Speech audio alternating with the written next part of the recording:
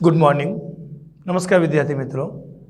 E learning education माध्यम थी Shri SN शाळा तरफ थी हूँ परमार महेशभाई आपनो सौनु हार्दिक स्वागत करूँ छूं। मित्रों, अपने अगाउना विडियो में जोयुं जे प्रश्न आपणे भणवानो चालू कर्यो जेना विषे तमने समजायो ते ज प्रश्न में हवे पछीना जे नाणाकीय नीतिना जे परिमाणात्मक साधनों छे 5 થી લઈને 8 तेनी हवे आपणा विडियोमां हवे पछीना आपणे हवे चर्चा करीए छीए। तो जे आपणो प्रश्न कन्टिन्यूट हतो, जे मोटो प्रश्न छे 5 मार्क्सनो, नाणाकीय नीतिना परिमाणात्मक साधनो सविस्तार समजावो। तेवो अगाउना विडियोमां आपणे जोयुं के 5 मार्क्सनो लॉंग क्वेश्चन हतो। तेमां सौप्रथम तमे अर्थ एनो याद राखो छो। फरीथी एक वखत एने रिपीट करता नाणाकीय नीतिनो ख्याल। अर्थतंत्र में नाणांनी मांग अने नाणांना पुरवठानुं संचालन अने नियंत्रण करवा अंगेनी नीतिने नाणाकीय नीति कहे छे। नाणाकीय नीतिना कुल 8 कार्योमां सौप्रथम पहला 4 जेनी आपणे अगाउना विडियोमां डिस्कशन करी, तमने समझाया, भणाया। कया 4 कार्यों? Bank rate, repo rate, reverse repo rate अने कायदा मान्य प्रवाहितानुं प्रमाण। चौथुं, कपरा समय में स्थिरता लाववानी जोगवाई। अने हवे पछीना 5 कार्यों 5 થી લઈને नाणाकीय नीतिना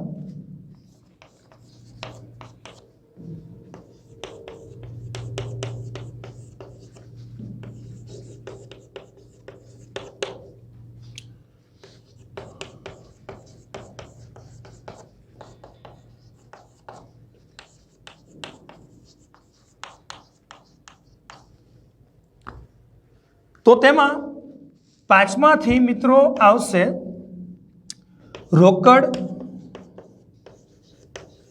अनामत नो प्रमाण, तेने CRR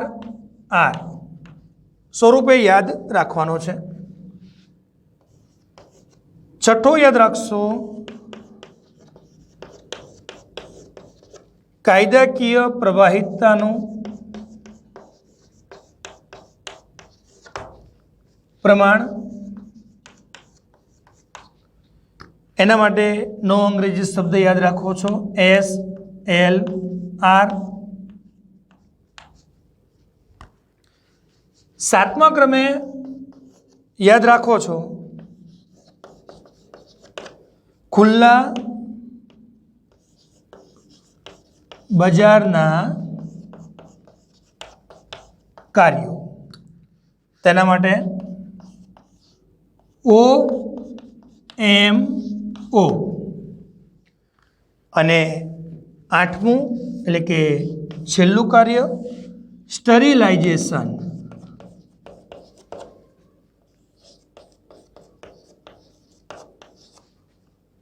नी नीति। स्टरीलाइजेशन नीति। तो नाणाकीय नीतिना 4 परिमाणात्मक साधनों, पहला 4 पछी 5मा थी लईने 8 सुधी आ रीते याद राखो छो। टूंकमां नाणाकीय नीतिना परिमाणात्मक साधनों 8 याद राखवाना छे। जेना विषे विगते पूछे तो तेना विषे आपणे लखीए छीए। तो हवे तेमां आपणे पहेलानी वात करीए छे रोकड़ अनामतनुं प्रमाण।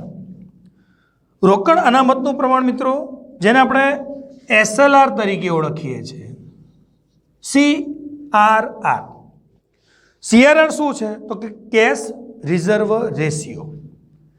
कैश रिजर्व रेशियो रोकड़ अनामतनुं प्रमाण जेनो अंग्रेजी शब्द CRR जे तमने विभाग बी माटे हेतुलक्षी प्रश्न माटे पण एनु पूर्ण स्वरूप अथवा तो CRR में शू व्यवस्था सरकार गोठवे छे RBI तेना विषे पण तमने पूछी शके। कैश रिजर्व रेशियो CRR રોકડ અનામતનું પ્રમાણ. તો હવે CRR શું છે, રોકડ અનામતનું પ્રમાણ શું છે, RBI તે કેવી રીતે લાગુ પાડે છે તેની વાત કરીએ. તો તેમાં પહેલો જ પોઈન્ટ આપણે સમજીએ છીએ. RBI 1934ના બેન્કિંગ કાયદા મુજબ વેપારી બેંકોએ પોતાના થાપણોના જેટલા ટકા રકમ રોકડ સ્વરૂપે RBI પાસે અનામત તરીકે રાખવાની હોય તે ટકાવારી પ્રમાણને રોકડ અનામતનું પ્રમાણ કહે છે. કયા વર્ષના બેન્કિંગ કાયદા મુજબ? 1934ના બેન્કિંગ કંપની ધારા મુજબ RBI પાસે દરેક વેપારી બેંકોએ પોતાની કુલ થાપણના જેટલા ટકા રકમ અનામત સ્વરૂપે RBIમાં રાખવી પડે તેને રોકડ અનામતનું પ્રમાણ કહે છે. તો આમ જોશો ને મિત્રો તો એનો ખ્યાલ થઈ ગયો કહેવાય કે રોકડ અનામતનું પ્રમાણ એટલે શું. તો 1934ના બેન્કિંગ કાયદા મુજબ દરેક શાખા બેંકોએ RBIમાં જેટલા ટકા પોતાની કુલ થાપણના રકમ RBIમાં જમા કરાવવી પડે તેને રોકડ અનામતનું પ્રમાણ કહે છે, જેને આપણે અંગ્રેજીમાં તેના નામ સ્વરૂપે શું યાદ રાખો છો? CRR, cache reserve ratio. બીજો પોઈન્ટ આપણે જોઈએ છે 1962 પછી કુલ થાપણોના 3%, 1962 પછી કુલ થાપણના 3% થી 15%. કુલ થાપણ દરેક બેંકો પાસે જે પોતાની કુલ થાપણો છે, આપણા બધાના જે રૂપિયા બેંકની અંદર છે, બચત સ્વરૂપે, FD સ્વરૂપે, કરંટ એકાઉન્ટ સ્વરૂપે કે રિકરિંગ સ્વરૂપે, બેંકમાં જે નાણાં છે ને તે આપણા સૌના, દેશના લોકોના, નાગરિકોના છે. અને એ જે કુલ નાણાંનો જે જથ્થો છે, પ્રમાણ છે બેંકો પાસે, તે કુલ નાણાંના 3% થી 15% શાખા બેંકોએ RBIમાં જમા રાખવા પડે છે.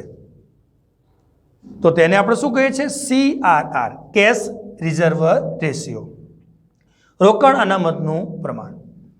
1962 પછી ગવર્મેન્ટે એક આવો નિર્ણય કર્યો કે દરેક શાખા બેંકોએ, દરેક વેપારી બેંકોએ પોતાની કુલ થાપણના 3% થી 15% રકમ RBIમાં જમા રાખવી પડે, જે સંકટ સમયે તેનો ઉપયોગ કરી શકે. ત્રીજા પોઈન્ટ સ્વરૂપે એમાં યાદ રાખીએ છીએ CRRનો હેતુ બેન્કિંગ વ્યવસ્થા પાસે પૂરતા પ્રમાણમાં રોકડ નાણાં રહે તે માટેનો છે. બેન્કિંગ વ્યવસ્થા, દરેક બેંકો પાસે નાણાંનો જથ્થો પૂરતા પ્રમાણમાં રહે તે માટે CRR શાખા બેંકોએ RBI પાસે જમા રાખવો પડે છે, જેનું ધોરણ 3% થી 15% છે. પછી સમયાંતરે આ ધોરણ બદલાય છે. પણ આપણે આ યાદ રાખો છો, આ હેતુલક્ષી પ્રશ્ન છે કે શાખા બેંકોએ ઓછામાં ઓછા પોતાની કુલ થાપણના કેટલા ટકા રકમ RBIમાં રાખવી પડે છે, અને વધુને વધુ કહે તો કેટલા ટકા, તે બંને ધોરણો મિત્રો યાદ રાખો છો. ઓછામાં ઓછા કહે તો 3% અને વધુને વધુ કહે તો 15%. કુલ થાપણના શાખા બેંકોએ RBIમાં આટલી રકમ જમા રાખવી પડે છે. અને તેનો હેતુ શું? બેન્કિંગ વ્યવસ્થા પાસે નાણાં પૂરતી માત્રામાં રહે તે માટેનો CRRનો હેતુ છે. અને એમાં છેલ્લા પોઈન્ટ સ્વરૂપે યાદ રાખો છો, આ સાધનનો ઉપયોગ ફુગાવાના નિયંત્રણ માટે કરવામાં આવે છે. CRR વધે તો બેંક પાસે શાક સર્જન માટે ઓછું નાણું રહે છે અને પ્રજાને ઓછું ધિરાણ આપે છે. તેથી નાણાંનો પુરવઠો ઘટતા ફુગાવો ઘટે છે. તો જોયું ને મિત્રો, અહીંયા પણ ફુગાવાની સ્થિતિને કંટ્રોલ કરવા માટે કે તેજી અને મંદીની સ્થિતિને કંટ્રોલ કરવા માટે સરકાર RBI થકી આવા નિર્ણયો લેતી હોય છે. તો ફુગાવાને કંટ્રોલ કરવા માટે રોકડ અનામતના પ્રમાણમાં ગવર્મેન્ટ સમયાંતરે RBI તેમાં ફેરફાર કરી શકે છે. તો નાણાકીય નીતિનું 5મું કાર્ય યાદ રાખો છો, રોકડ અનામતનું પ્રમાણ CRR. દરેક શાખા બેંકોએ પોતાની કુલ થાપણના કેટલા ટકા રકમ RBIમાં જમા રાખવી પડે તેનું પ્રમાણ, એટલે CRR, કેશ રિઝર્વ રેશિયો, રોકડ અનામતનું પ્રમાણ. ત્યારબાદ છઠ્ઠા ક્રમે જોઈએ છીએ આપણે કાયદા માન્ય પ્રવાહિતતાનું પ્રમાણ, જેને આપણે SLR સ્વરૂપે ઓળખીએ છીએ. SLR. તો મિત્રો SLR ને એમ થશે કે સાહેબ આનું શું મિનિંગ કરીશું? Statutory liquidity ratio. Statutory liquidity ratio એટલે કે કાયદા માન્ય પ્રવાહિતતાનું પ્રમાણ. પણ CRR થી તે અલગ જ છે. CRR વસ્તુ અલગ છે અને SLR વસ્તુ અલગ છે. તો અહીંયા મુદ્દામાં રોકડ અનામતનું પ્રમાણ અને કાયદા માન્ય પ્રવાહિતતાનું પ્રમાણની સાથે તમને CRR ને SLR જે કેપિટલ સ્વરૂપે નોંધ્યા છે તો તેના પૂર્ણ સ્વરૂપે યાદ રાખો છો. CRRનું આપે સાંભળ્યું હશે વ્યવસ્થિત, એને સમજ્યા હશો. કેશ રિઝર્વ રેશિયો, SLRનું સ્ટેચ્યુટરી લિક્વિડિટી રેશિયો, બંનેનું પ્રમાણ કેટલા ટકા રિઝર્વ શાખા બેંકોએ RBIમાં, તે બંને ધોરણો અલગ છે. તો આપણે તેમાં પહેલો પોઈન્ટ યાદ રાખો છો, બેન્કિંગ રેગ્યુલેશન એક્ટ મુજબ દરેક વેપારી બેંકે RBIથી જુદા, તેથી ઉપરાંત પોતાની કુલ થાપણના 25%થી, બરાબર, કોનેથી? CRRથી જુદા 25%થી વધુ મૂલ્યનું નકદ એટલે કેશ રૂપિયા, સોનું અને સરકારી જામીનગીરીઓ. કેટલા ટકા? CRRથી સાવ અલગ જ છે SLR. SLR 25%. હવે આ 25%માં કઈ કઈ વસ્તુઓ? તો કે નકદ એટલે શું થશે મિત્રો? કેશ રૂપિયા, સોનું અને જામીનગીરીઓ. આ ત્રણ વસ્તુ કુલ થાપણના 25% રકમ સ્વરૂપે આ ત્રણ વસ્તુ શાખા બેંકોએ RBIમાં જમા રાખવી પડે છે. કુલ થાપણના 25%, પણ CRRથી અલગ.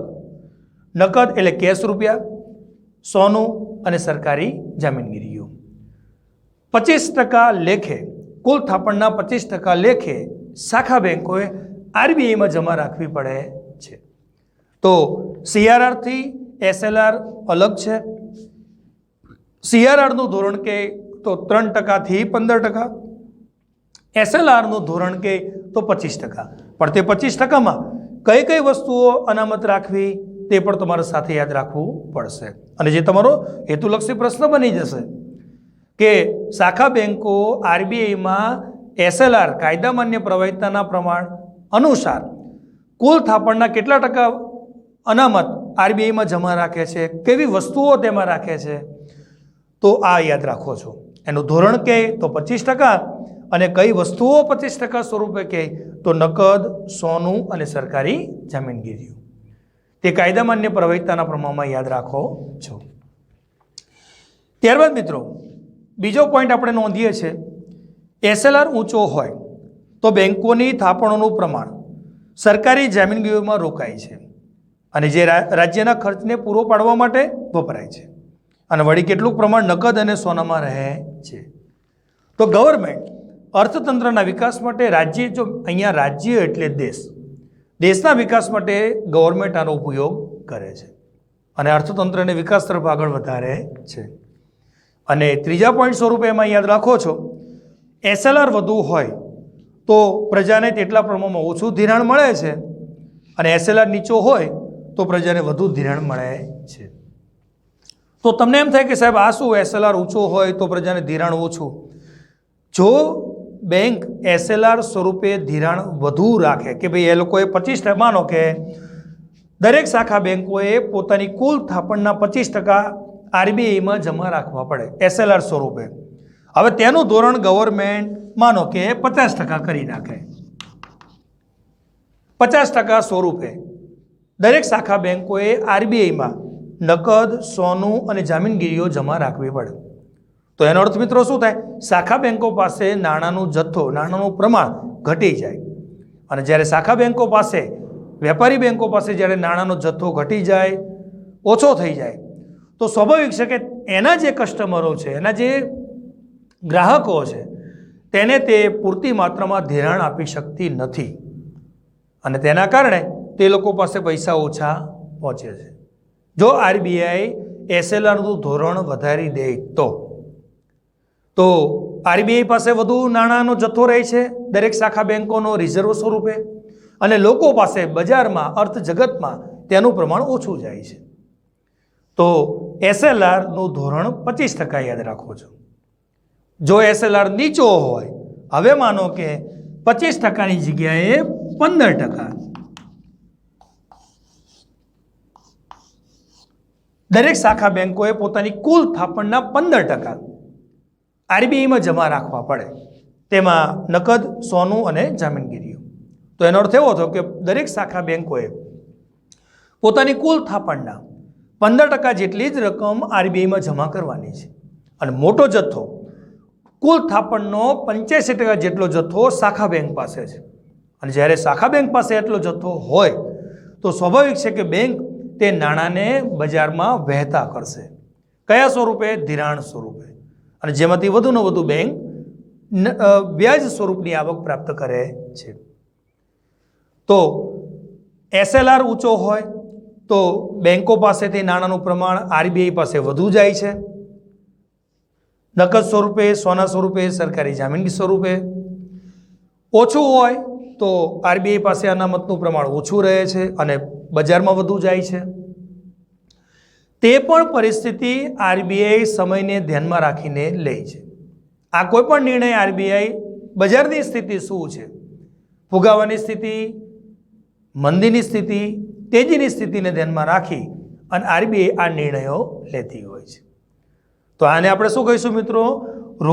કાયદાકીય પ્રવાહિતતાનું પ્રમાણ, SLR, સ્ટેચ્યુટરી લિક્વિડિટી રેશિયો, જેનું આ નાણાકીય નીતિનું છઠ્ઠું કાર્ય છે. 7મું કાર્ય જોઈએ છે ખુલ્લા બજારના કાર્યો, જેને આપણે શું કહીએ છીએ? OMO. નાણાકીય નીતિનું 7મું કાર્ય, ખુલ્લા બજારના કાર્યો, OMO. શું થશે OMO ની સંજ્ઞા? Open market operations. ફરીથી એક વખત, ઓપન માર્કેટ ઓપરેશન્સ, ખુલ્લા બજારના કાર્યો. તેમાં ટૂંકી વિગત સ્વરૂપે 2 પોઈન્ટ આપવાના છે. એમાં પહેલો પોઈન્ટ આપણે નોંધીએ છીએ, સમજો છો? અર્થતંત્રમાં નાણાંનો પુરવઠો વધારવા કે ઘટાડવા આરબીઆઈ ખુલ્લા બજારમાં સરકારી જામીનગીરીઓનું ખરીદ વેચાણ કરે છે. અર્થતંત્રમાં નાણાંનો જથ્થો વધારવા કે ઘટાડવા ખુલ્લા બજારમાં સરકારી જામીનગીરીઓની બજારમાં આરબીઆઈ ખરીદ વેચાણ કરે છે. સરકારી જામીનગીરીઓ તો સરકારે જેમાં રોકાણ કર્યું છે તેવા વિનિમય પત્રો પણ સરકાર જ્યારે નાણાંની જરૂર પડે છે ત્યારે તેને વટાવે છે. મેં હમણાં તમને થોડા સમય પહેલાં એક ઉદાહરણ આપ્યું હતું કે એફડી, જ્યારે આજે આપણે સામાન્ય નાગરિકો એફડી કરીએ છીએ, ફિક્સ ડિપોઝિટ કરીએ છીએ, તો ભવિષ્યમાં તેનો ઉપયોગ આપણે કરી શકીએ છીએ અને નાણાકીય વળતર વ્યાજ સ્વરૂપે આપણને મળે. સરકારે પણ પોતાની ભવિષ્યની યોજનાઓ માટે જે પૈસાનું ઇન્વેસ્ટમેન્ટ કરી રાખ્યું છે તેવા વિનિમય પત્રો સરકાર જરૂરિયાતના સમયે વટાવી શકે છે અને બજારમાં નાણાંના જથ્થાને તે કંટ્રોલ કરી નાણાંનો જથ્થો પૂરતી માત્રામાં પ્રાપ્ત કરે છે.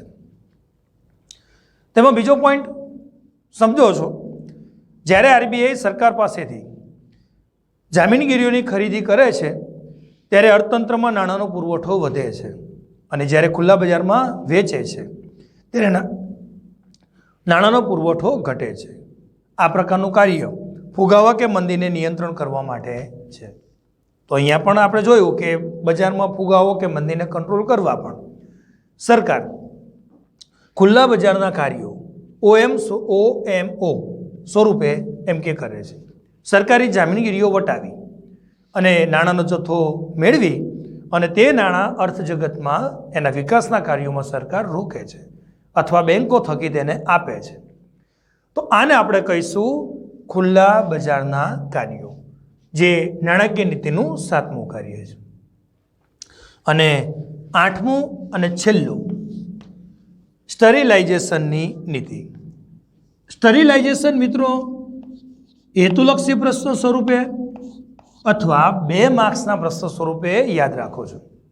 વિભાગ બીમાં પ્રશ્ન આપવો હોય તો સ્ટરીલાઇઝેશનનો અર્થ પૂછશે. સ્ટરીલાઇઝેશન એટલે શું? નાણાકીય નીતિનું 8મું કાર્ય સ્ટરીલાઇઝેશનની નીતિ.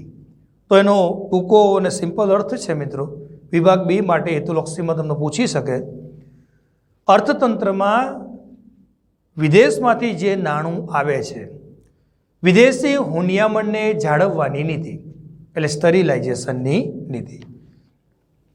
અર્થતંત્રમાં હુંડિયામણની સમતુલા જાળવવાની નીતિને સ્ટરીલાઇઝેશનની નીતિ કહે છે. તો આપ થોડું જાણતા હશો કે વિદેશી હુંડિયામણ, ફોરેન કરન્સી, દેશ વિદેશી હુંડિયામણ મિત્રો કેવી રીતે મેળવી શકે? તો કે વિદેશ વ્યાપાર કરીને, વિદેશીઓને અહીંયા આવકારીને, વિદેશી કંપનીઓને અહીંયા આવકારીને, દેશના નાણાં બજાર, દેશના ઉદ્યોગપતિઓને વિદેશોમાં રોકાણો માટે પ્રોત્સાહિત કરીને, આ બધા વિદેશી નાણાં મેળવવા માટેના વિકલ્પો છે. તો દેશને વિદેશમાંથી ખૂટતી કરતી વસ્તુઓ લાવવા માટે એને વિદેશી નાણાંની જરૂર પડે છે. ફોરેન કરન્સી, વિદેશી ચલણની પણ જરૂર પડે છે. અને તેને કંટ્રોલ કરવા માટેની નીતિ એટલે સ્ટરીલાઇઝેશનની નીતિ. વિદેશી હુંડિયામણને કંટ્રોલ કરવા માટે, નિયંત્રિત કરવા માટેની નીતિ એટલે સ્ટરીલાઇઝેશનની નીતિ. સ્ટરીલાઇઝેશન મિત્રો શબ્દ અહીં આપણે ગુજરાતીમાં લખેલો છે, પણ સ્ટરીલાઇઝેશન છે ને તે અંગ્રેજી શબ્દ છે કે સ્ટરીલાઇઝેશન એટલે શું. તો સિમ્પલ 1 માર્ક્સ માટે એને યાદ રાખો છો, 2 માર્ક્સમાં હોય તો એની 2 મુદ્દાની વિગત સમજાવો છો. સ્ટરીલાઇઝેશન એટલે શું? અર્થતંત્રમાં વિદેશી નાણાંને, વિદેશી ચલણને કંટ્રોલ કરવા માટેની નીતિ એટલે સ્ટરીલાઇઝેશનની નીતિ.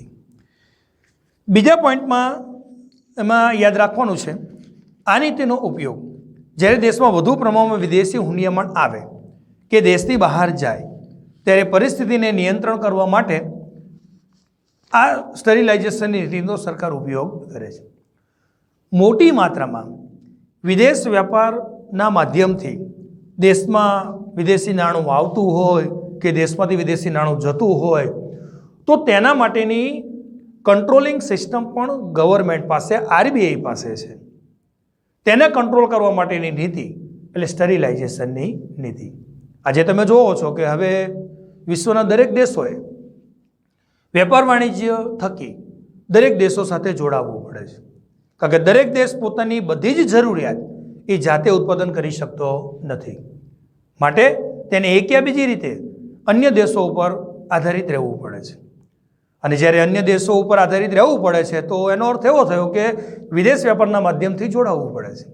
અને જ્યારે તમે વિદેશ વ્યાપારના માધ્યમથી જોડાવ છો તો વિદેશી ચલણ દેશમાં આવે છે, જાય છે, તેને કંટ્રોલ કરવા માટે ગવર્મેન્ટ આરબીઆઈ થકી જે નીતિ અપનાવે તેને સ્ટરીલાઇઝેશનની નીતિ કહે છે. વિદેશી હુંડિયામણ દેશમાં આવતું હોય કે દેશમાંથી જતું હોય તેને કંટ્રોલ કરવા માટેની નીતિ એટલે સ્ટરીલાઇઝેશનની નીતિ. અને ત્રીજા પોઈન્ટમાં એટલે કે છેલ્લા પોઈન્ટમાં સ્ટરીલાઇઝેશનમાં યાદ રાખો છો, આરબીઆઈ હુંડિયામણની પુરાંત કે ખોટના પ્રમાણમાં સરકારી જામીનગીરીઓ ખુલ્લા બજારમાં ખરીદી કે વેચીને હુંડિયામણ ખાતામાં સમતુલા જાળવે છે. હુંડિયામણ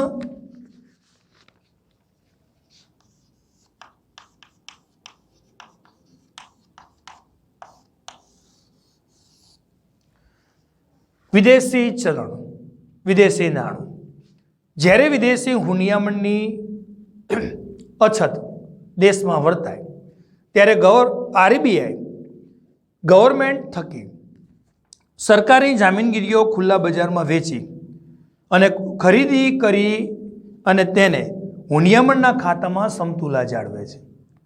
તો અંતે ખુલ્લા બજારમાં તમે જુઓ તો આજે જે સમગ્ર અર્થ જગત છે તેને આપણે ખુલ્લા બજાર તરીકે ઓળખીએ છીએ મિત્રો.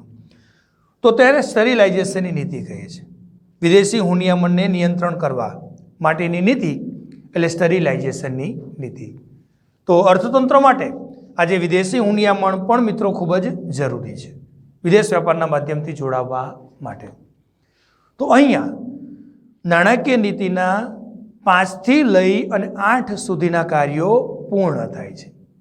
એવી રીતે 2 વિડીયોમાં મિત્રો આપણો એક આ 5 માર્ક્સનો પ્રશ્ન જે અગત્યનો કહી શકાય, પૂછી શકવાની સંભાવનાવાળો પણ કહી શકાય તેવો પ્રશ્ન આપણે આ વિડીયોમાં અહીંયા પૂર્ણ કરીએ છીએ. નાણાકીય નીતિના પરિમાણાત્મક સાધનો. તો કેટલા મિત્રો પરિમાણાત્મક સાધનો કુલ યાદ રાખવાના છે? 8.